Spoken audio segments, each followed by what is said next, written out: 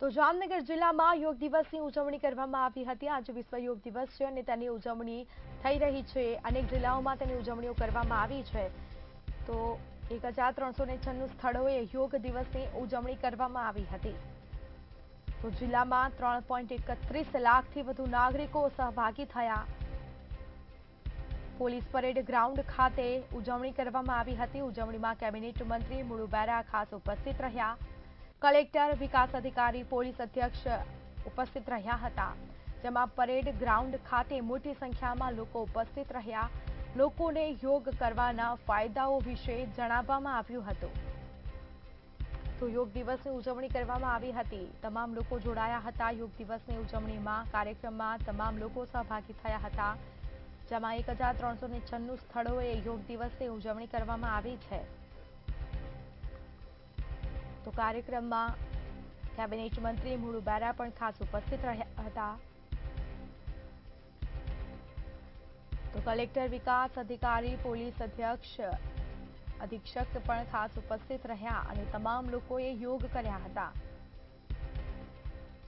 Parade ground ખાતે મોટી સંખ્યામાં લોકો ઉપસ્થિત રહ્યા। યોગ દિવસની ઉજવણી કરી છે। લોકોને યોગ કરવાના ફાયદાઓ વિશે જણાવવામાં આવ્યું હતું।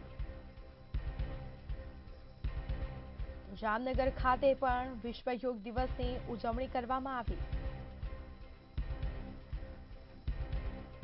તો ઠેર ઠેર આજે વિશ્વ યોગ દિવસની ઉજવણીઓ કરવામાં આવી રહી છે। ખાસ કાર્યક્રમમાં કલેક્ટર, વિકાસ અધિકારી, પોલીસ અધિક્ષક ઉપસ્થિત રહ્યા હતા।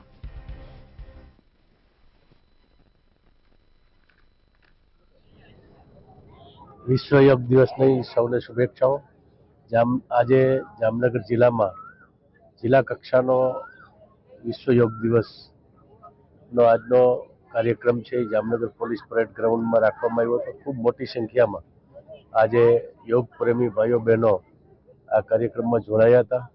જિલ્લાના પદાધિકારીઓ, જિલ્લાના અધિકારીઓ અને ખૂબ વિશાળ મોટી સંખ્યામાં આજે અહીંયા યોગ માટે આપણા જામનગરના ભાઈઓ બહેનો છે એ જોડાણા હતા। ખૂબ સરસ રીતે આ કાર્યક્રમ થયો।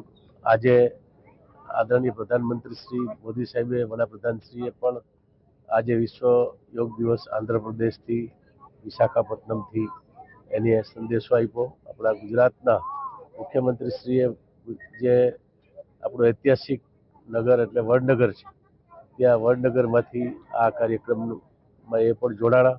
એને પણ આ વિશ્વ યોગ દિવસનો સંદેશો આપ્યો। 2014થી લઈ અને આજ સુધી આપણે ગુજરાત અને સમગ્ર દેશ અને વિશ્વમાં આ 21મી જૂન વિશ્વ યોગ દિવસ તરીકે આપણે ઉજવીએ છીએ।